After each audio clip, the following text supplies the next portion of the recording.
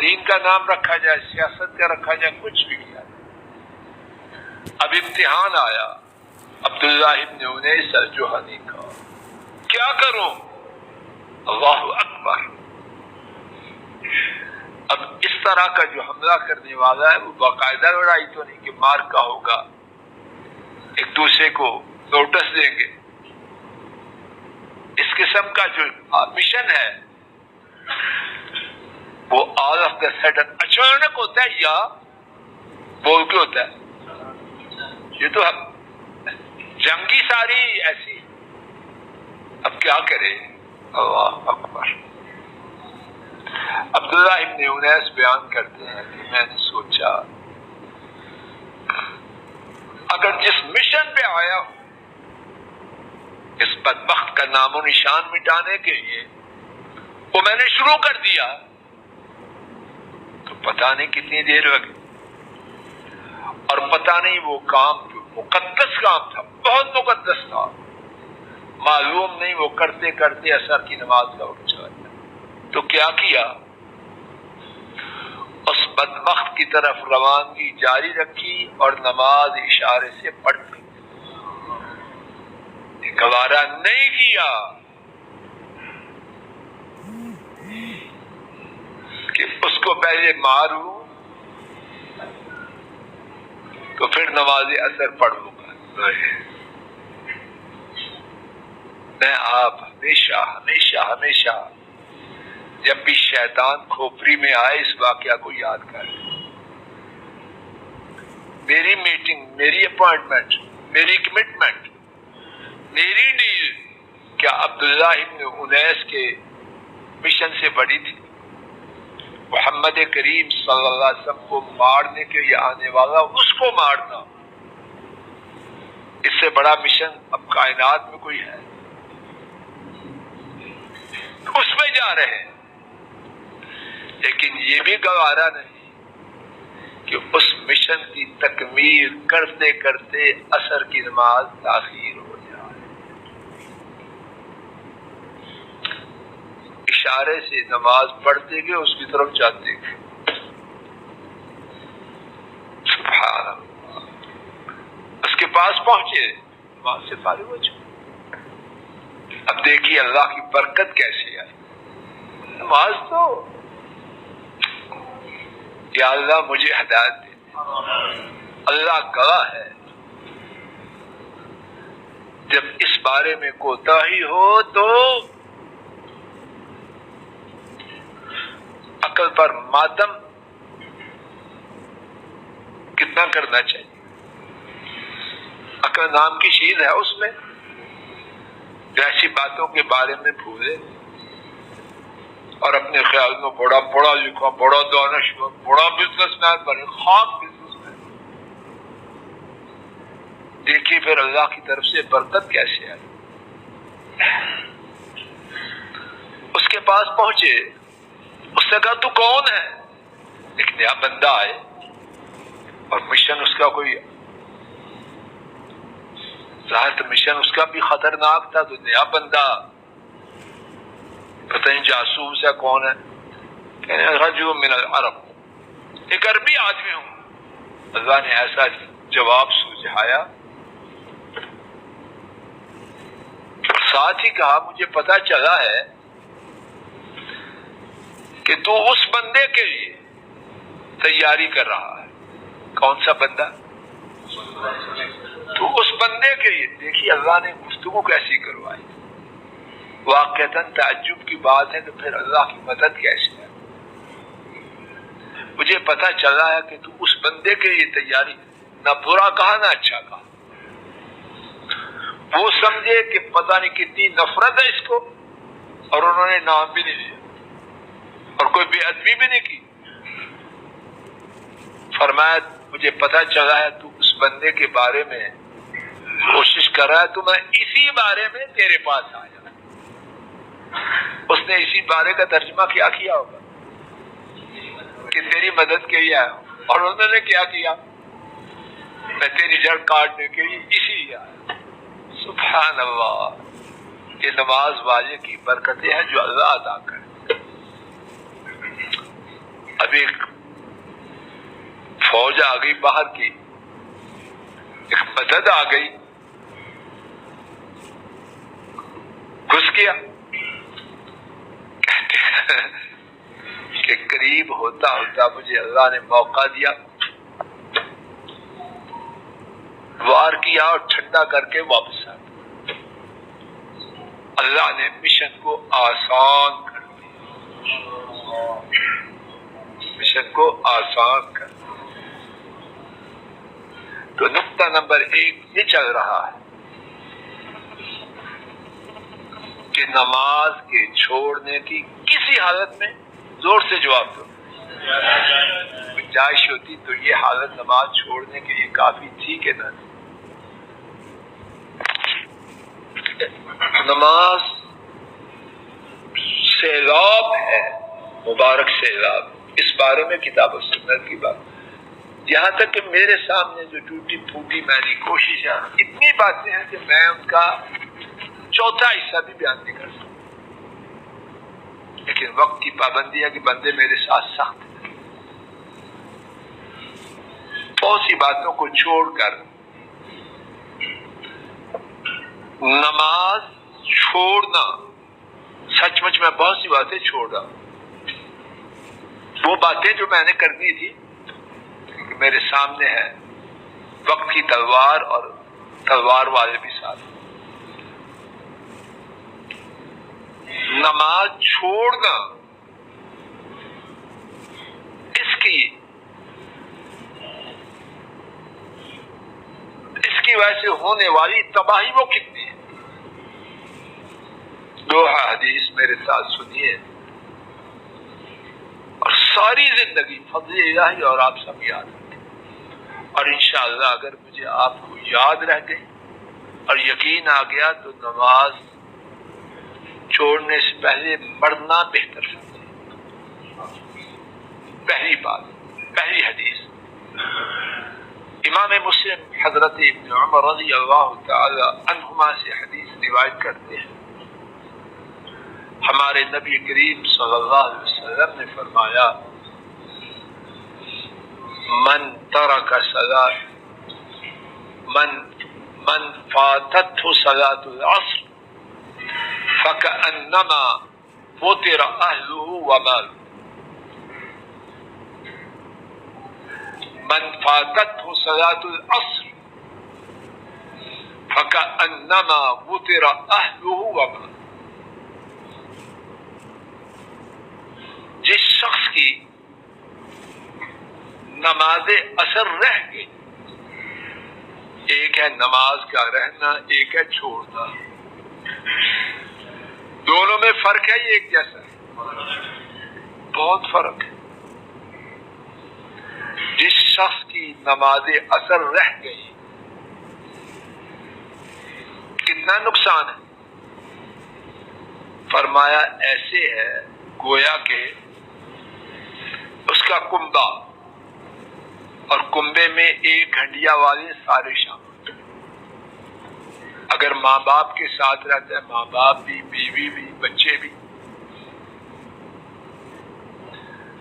گویا کہ اس کا کنبہ و مالہ، اور اس کا مال، اور مال میں سب کچھ. کیا ہوا؟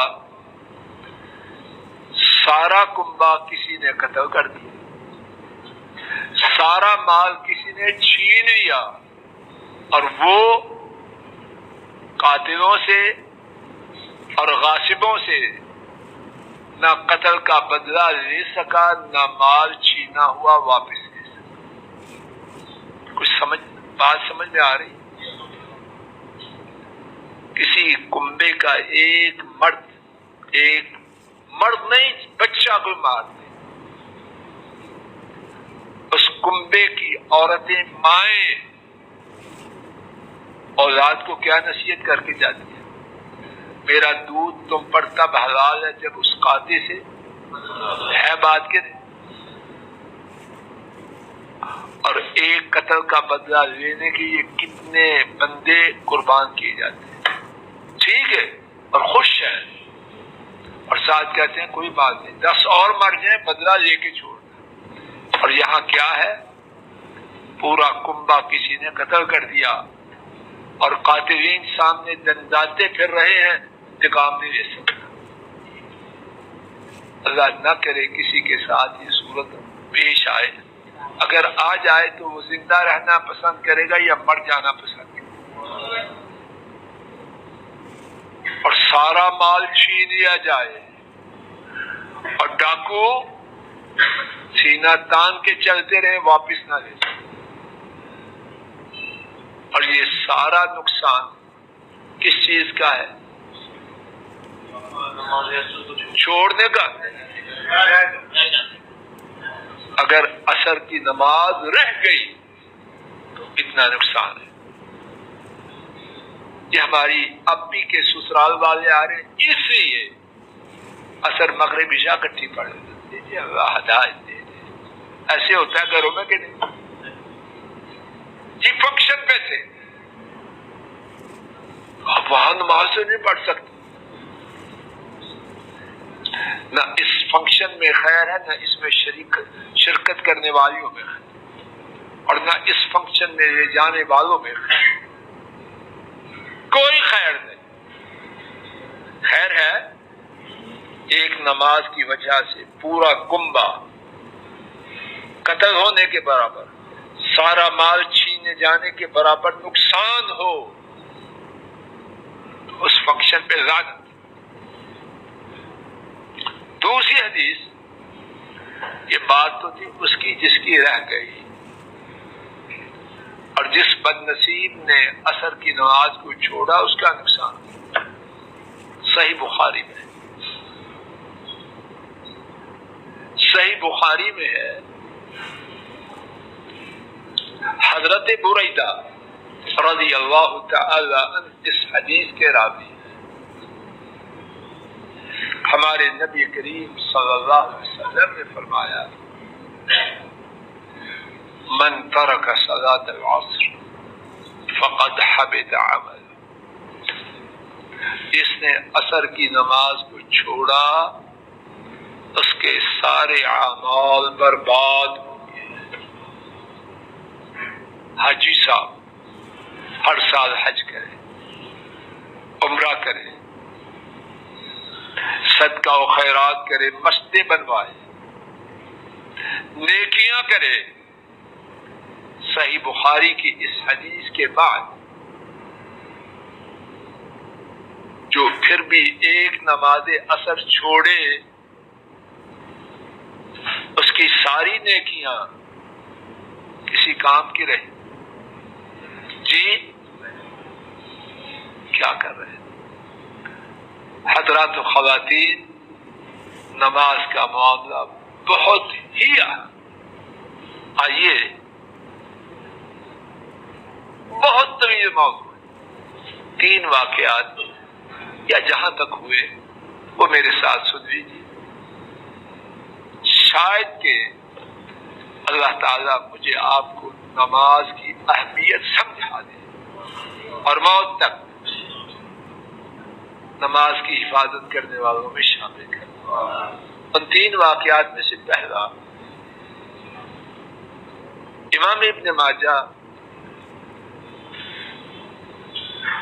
ام سلمہ نبی کریم صلی اللہ علیہ وسلم کی زوجہ مطہرہ اور ہم سب کی ماں، ان سے روایت کرتے ہیں، کان من آخر وصیت رسول اللہ صلی اللہ علیہ وسلم الصلاة وما ملكت ایمانکم، نبی کریم صلی اللہ علیہ وسلم کی آخری وصیت میں سے یہ تھا نماز کی حفاظت کرو، نماز کی حفاظت کرو اور اپنے غلاموں سے اچھا سلوک کرو۔ میرے آپ کے جب بڑے مرے اور جب میں آپ مریں گے تو اس وقت ہمارے بڑوں نے، اور انشاءاللہ ہم کیا بات کہیں گے جو نہایت اہمیت والی ہوگی یا معمولی بات؟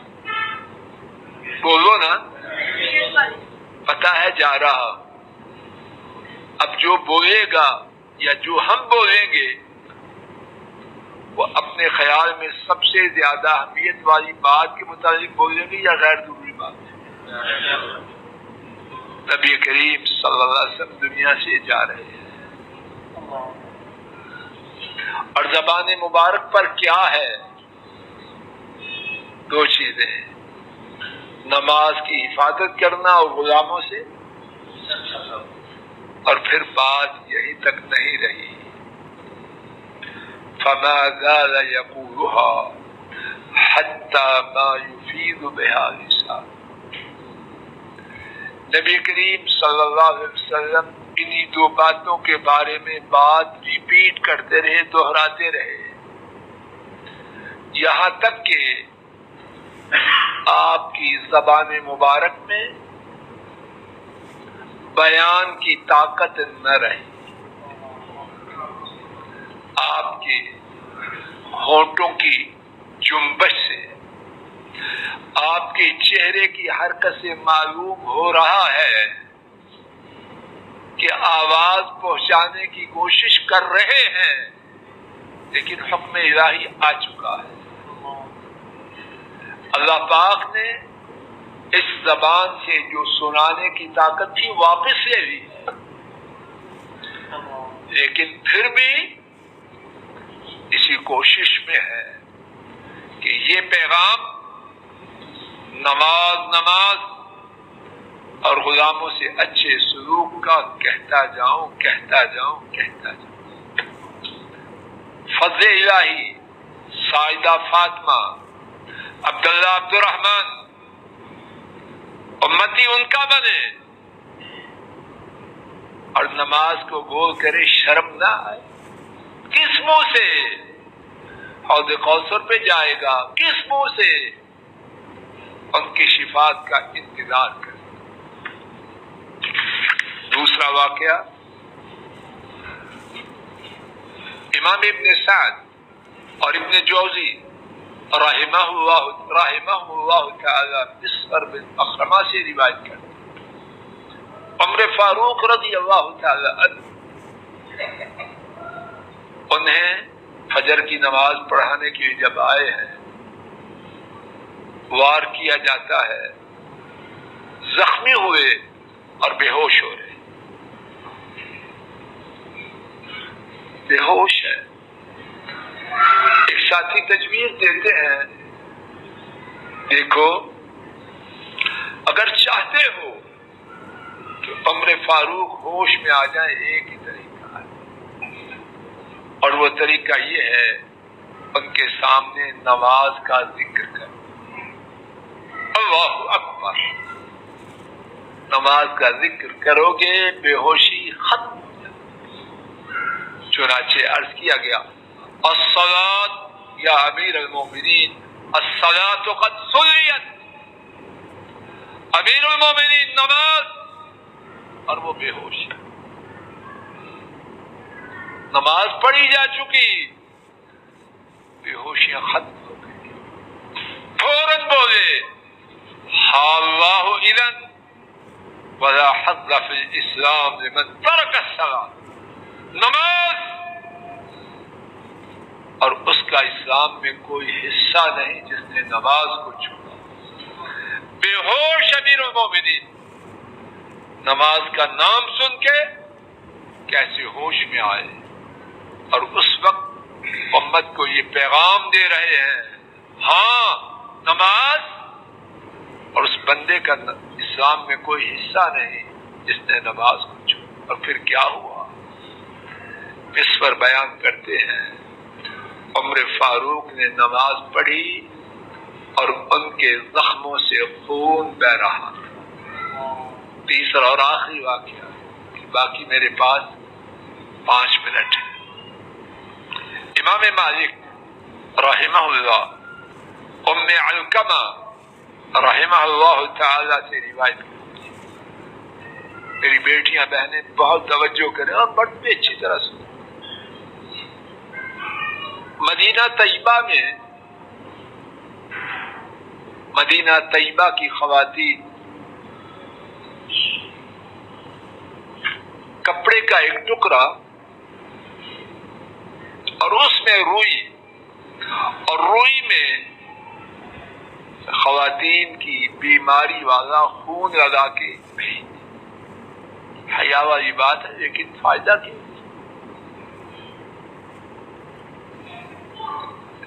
کپڑے کا ٹکڑا یہ تھی، اس میں روئی رکھتی، اور روئی میں بیماری کے دنوں میں خواتین کو جو خون آتا ہے وہ لگاتی۔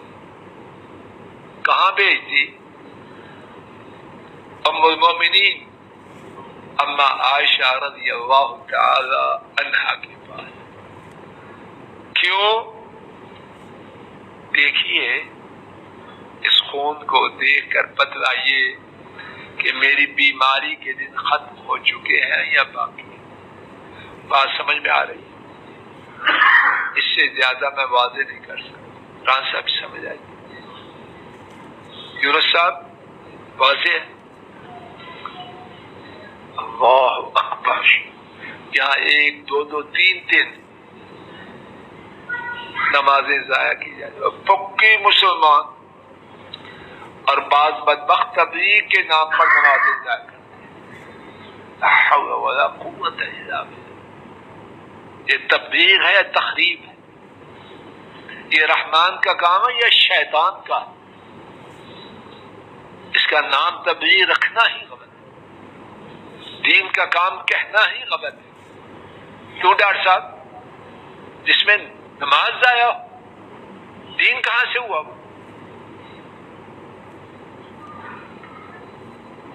اما عائشہ کیا جواب دیتی؟ لا تعجلنا، بیویوں جلدی نہ کرو،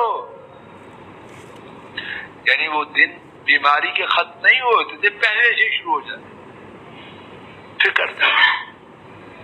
لا تعجلنا، بیویوں جلدی نہ کرو۔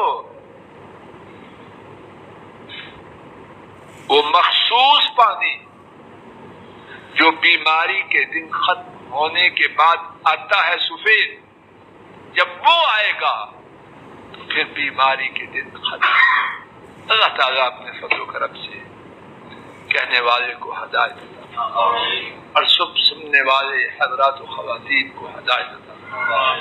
نمازوں کے بارے میں کہنے والے اور سننے والوں کی سابقہ زندگی میں جو کوتاہی اور ہے تو اپنا پتہ ہے، آپ اپنا وہ اللہ معاف کرے، اور جتنے دن زندگی کے ہیں یا اللہ ان میں کوئی دن نماز میں کوتاہی والا نہ ہو۔ اے اللہ ہمیں ویسی زندگی نہ دے، اے اللہ ہماری زندگی میں وہ دن آئے نہ، اس سے پہلے فوت کر دینا، لیکن نمازوں والا دن یا اللہ نماز میں کوتاہی والا دن ہمیں دینا بالکل نہ دے۔ تین سب چاہیے دن اونچی بولو، جس کو چاہیے وہ ہاتھ کھڑا کرو، جس کو نہیں چاہیے وہ ہاتھ کھڑا کرو۔ یا اللہ وہ دن دینا ہی نہ، یا اللہ زندگی میں وہ دن آئی نہ جو نماز میں کوتاہی والا، اونچے ہاتھ کھڑا کرو۔ یا اللہ وہ دن ہماری زندگی میں نہ آئے جس دن نماز میں کوتاہی ہے۔ اللہ جائیں آخری نماز تک نماز قائم کرنے والے، اے اللہ جو ہاتھ اٹھائے ہم تو نالائق، پہلے بھی نالائق اب بھی نالائق، اور آئندہ بھی نالائقی سے بچنا ہمارے بس میں۔ یا اللہ پردہ پوشی کر، یا اللہ اپنے گھر میں بیٹھ کر یہ بات کہنے سننے کی، آپ بس اس کے بعد ہم کچھ کہہ بھی نہیں سکتے، چھوٹا منہ بڑی بات، لیکن اے اللہ ہماری مدد فرما، یا اللہ مدد فرما، مدد فرما، اور ہماری نسلوں میں کوئی ایسا بدبخت نہ ہو جو نمازوں کو ضائع کرے۔ یا اللہ ہماری نسلوں کو نمازی بنا، یا اللہ بیٹے ہوں بیٹیاں ہوں، بہو ہوں داماد ہوں، بیویاں ہوں خامند ہوں، انٹیاں ہوں انکل ہوں، یا اللہ ہمارے گھروں کو نماز والا بنا، نماز والا بنا دے، نماز والا بنا دے۔ یا اللہ بے دینوں سے بے نمازوں سے بچا، اللہ کوئی ایسا رشتہ دار دائیں بائیں اوپر نیچے سے نہ آئے جو نماز کے بارے میں کھوٹا ہو۔ یا اللہ ایسا کوئی رشتہ نہ دے، نہ بیٹیوں کا نہ بیٹوں کا، نہ پوتوں کا نہ پوتیوں کا، نہ نواسوں کا نہ نواسیوں کا، جو بے نماز ہو۔ اے اللہ پکے سچے صاف ستھرے آپ کی مرضی والے نماز کی پابندی کرنے والے رشتے دار ہیں، اور اے اللہ جو بن چکے ہیں نمازی ہیں ان کو ثابت قدم فرما، اور یا اللہ جو نماز کے چور ہیں ان کی چوری کو ختم کر۔ اے اللہ ہماری مجلس کو مبارک بنا، مبارک بنا، مبارک بنا۔ اے اللہ اپنے اس گھر کو آباد فرما، اے اللہ اس گھر کو آباد فرما، اے اللہ اس گھر کو آباد فرما۔ اے اللہ جن بزرگوں نے محبت سے، پیار سے، اخلاص سے اس گھر کے بنانے کے بارے میں سوچا، اس کے یہ منصوبہ بندی کی، خرچ کیا، کوشش کی پہلے دن سے آج تک، ان تمام پہ رحمت فرما۔ اے اللہ وہ حضرات و خواتین جنہوں نے اس مسجد سے پیار کیا، خدمت کی، مال سے، وقت سے، جان سے، عزت سے، کسی طریقے سے، اے اللہ انہوں نے جو کچھ کیا اپنی طاقت اور ہمت اور آپ کی توفیق سے کیا، اے اللہ آپ ان کو بدلہ دیجیے اپنی شان کے مطابق۔ اے اللہ جو فوت ہو چکے انہیں اعلیٰ علیین میں داخل فرما، قبروں کو جنت کی باغیچیاں بنا، اور اے اللہ جو زندہ ہیں ان پہ رحم فرما۔ اے اللہ ہمارے بھائی، ہماری گواہی ہے آپ بہتر جانتے ہیں کہ ان ہمارے بھائی یوسف کاشمیری صاحب نے بڑے اخلاص، بڑی محبت سے اس مسجد کی خدمت کی۔ اے اللہ ان کی خدمت کو قبول فرما، ان کی خدمت کو قبول فرما۔ اے اللہ ان کو ایسی طاقت ہمت دے، آئندہ مسجد میں آئے تو سب میں بیٹھے، اپنے قدموں پہ چل کے آئے، اور مسجد ان کی جو انتظار کر رہی ہے اے اللہ مسجد کی پیاس کو بجھا۔ اور اے اللہ ہمارے تعبیرات والے باقی ساتھی، وقار صاحب، رانا صاحب، ایوب صاحب، باقی سارے ساتھی جنہوں نے کسی طریقے سے اس مسجد کی خدمت کی، ان سے پہلے اور قیامت تک جتنے کریں گے اے اللہ ان کے ایمانوں میں، ان کی جانوں میں، اولادوں میں، دین میں، دنیا میں ہر خیر جو آپ ان کو عطا فرما چکے، فرمائیں گے، اس میں برکت عطا فرما۔ اے اللہ نے بھی ایسے اچھے لوگوں کے ساتھ شامل فرما۔ اے اللہ اس مسجد کو آباد فرما، آباد فرما، آباد فرما۔ اور اے اللہ اپنے فضل و کرم سے ہمارے دلوں میں مسجدوں کی سچی محبت، سچی خدمت، اس کے لیے بے پناہ جذبات پیدا فرما، اور اس کے لیے کوشش عطا فرما۔ اے اللہ ہمارے ملک پاک کی خیر فرما، اے اللہ پورے عالم اسلام کی خیر فرما، ان کے دشمنوں کو نیست و نابود فرما۔ اے اللہ دین والوں کو بلند و بالا فرما، دین کے دشمنوں کا نام و نشان مٹا۔ اے اللہ امت کے مسلمانوں کی مدد فرما، برما، کشمیر، فلسطین، جہاں جہاں مسلمان مظلوم پریشان ہیں ان کی مدد فرما، اور مسلمانوں پر ظلم و ستم کرنے والوں کا نام و نشان مٹا۔ اے اللہ ہمارے تمام بیماروں کو شفا عطا فرما، تمام بیماروں کو شفا عطا فرما، تمام بیماروں کو شفا عطا فرما۔ اے اللہ اس مسجد سے پیار کرنے والے ہمارے ایک عزیز بھائی طاہر سیٹھی صاحب جو اس مسجد سے بہت پیار کرنے والے تھے، اور اس مسجد کے بانیان میں سے ان کے ابا اور میرے چچا رفیق سیٹھی تھے۔ اے اللہ ہمارے اس بھائی مجھ سے چھوٹے تھے جن کا پچھلے دنوں انتقال ہوا، اے اللہ ان کی مغفرت فرما۔ ان کے والد جو اس مسجد کا کہ انتہائی زیادہ میرے گمان کے مطابق مخلص اور خواہش مند تھے، اور انہوں نے کوشش بھی کی، اے اللہ ان کے گناہوں کو بھی معاف فرما، اور تمام مسلمان فوت ہونے والوں کے گناہوں کو معاف فرما۔ صلی اللہ تعالی علی خیر خلقہ وعلی آلہ واصحابہ واہل بیتہ واتباعہ الی یوم الدین۔